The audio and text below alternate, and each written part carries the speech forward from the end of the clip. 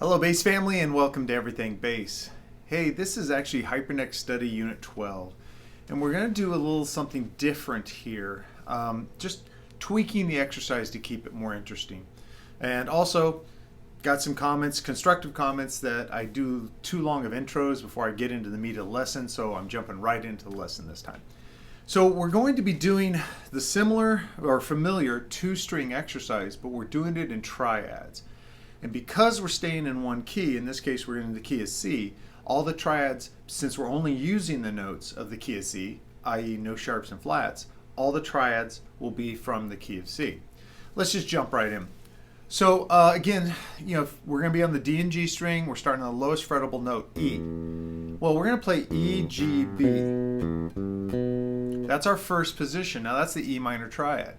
Now, without shifting, we don't have to shift. We can play middle finger on the F and play the F, A, C. That's the F major triad. Now we shift up to the G, and we got middle finger again, G, B, D. So you see, we're still doing the same kind of exercise like in Hyperneck 1, but we're doing every other letter. We're playing E, skip F, play G, skip A, play B. That's how we get triads, by skipping letters of the musical alphabet. Then we play the F, we come up, play the G. Now when we get to the A is the minor triad. The fingering I recommend is to play the index finger on the A, the C with your pinky on the same string, and the E. So you can see where this is, this kind of takes the familiarity of the Hyperneck study, but instead of playing 3 notes per string, we're really tasking our brain. We're thinking, okay, what is every other letter name and what is the triad? To get the most out of the exercise, don't just play the triad without actually thinking about it. Like I'm thinking, when I first started this exercise, I'm thinking E minor triad. And actually what's written on the sheet is I play root 3, 5, 3, or in this case the E, G, B, G. Then I go to the F major triad, F, A, C, A. The G major triad, G, B, D, B. The A minor triad, A, C, E, C.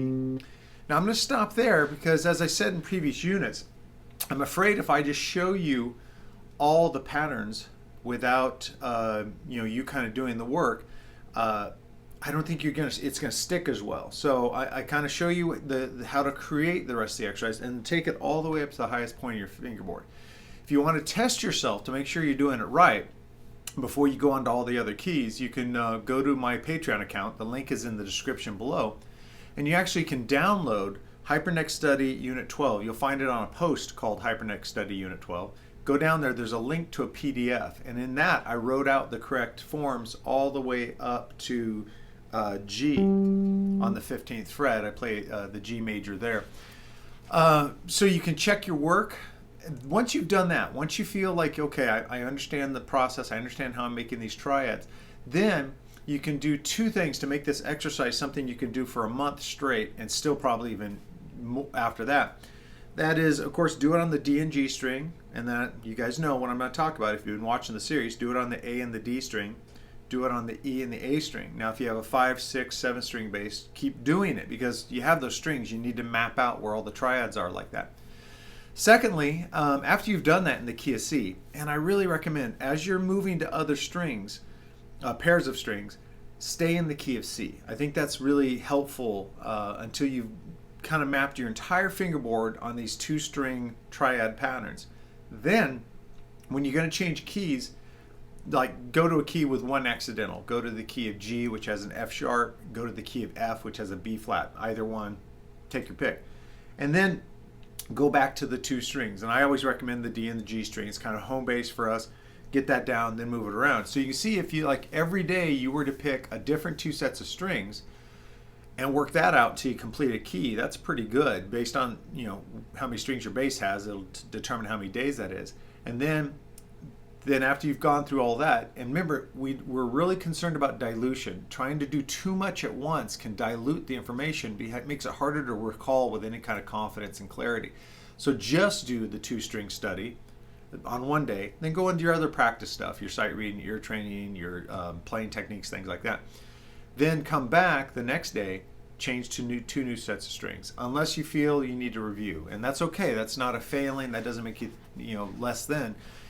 Sometimes just you're gonna have to review. Review is a musician's best friend, and I believe that wholeheartedly. So there you have it. Taking two sets of strings in the hyperneck study kind of theme, but doing just triads, up and down and up and down. And then move it across your fingerboard. Once you're done with your entire bass, switch keys. And you can see you have work for months that you can do on this. What's the goal? Well, there's a lot. I mean, not only are you really going to solidify even farther your understanding of the fingerboard, where notes are, you're going to start really understanding harmony and theory. You're going to understand like, the tonic chord. Then you go to the chord built off the second. That's going to be a minor. The note built off, or the chord built off the third. That's going to be a minor. You're going to actually start to realize these things through your daily practice. I found it invaluable, and I hope you will too. All right, well, we're going on to a very special and hot off the presses Encore Item, and that is this book, Bass Fundamentals, Learning the 5 Positions. I can't read upside down. Using the 5 positions to learn the bass neck. Now, this is by one of my favorite teachers and authors, David Keif. And this is brand new, and I got a copy of it and read through it, and it goes hand in hand with hyperneck study. In fact, it takes it to a new area, and I highly recommend this book. So what does he do here? Well, in the title it says, using the 5 positions to learn the bass neck. I'm not going to give away any spoilers here, but there's widely accepted 5 fingering patterns for every key. And if you can memorize those patterns and how they link together and do his exercises, then this is like, again, this would be a great follow-up or concurrent to hyperneck studies. This is looking at the bass in another way, finding these patterns. But he doesn't just stay there. He does a couple things. He makes sure he understands the theory, that you understand the theory behind these patterns and how they link together. But also, one of my favorite things about this book was he gave sample bass lines, where it'd be a bass line saying, okay, now we've worked these patterns in this fashion. Now here's a written bass line that you can use to kind of practice shifting from one pattern to the other, how they would actually be in real life. And I think sometimes authors might drop the ball on this a little bit. They give you a foundational and phenomenal theoretical concept, but they don't really apply it to like a real life setting. And that's what Dave does here, and I think he does it brilliantly. One warning. The written examples that are in notation are in just standard notation. There is no tab. But of course he uses neck diagrams for everything. So what does that mean? If you don't happen to read sight read the bass right now in standard notation, I'd still recommend the book. The neck diagrams and the accompanying text will give you a lot out of it. Hopefully, maybe if you've been sitting on the fence about learning to sight read, I think this could be a good catalyst to make you want to do that, because it shows you once again how certain information is only transferred by certain authors in standard notation.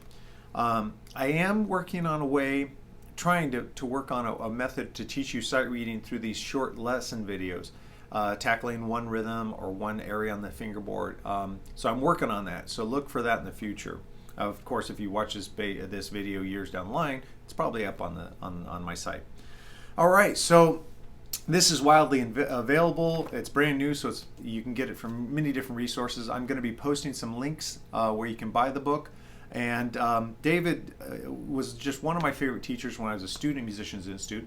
Then when I actually got hired on, he just was amazing. I could audit his classes, and every time I came away with a new way to teach, because he has a really great ability to take a concept that might seem a little bit difficult or ethereal and really boil it down to its core elements and its simple applications. And I think this book is an excellent example of that.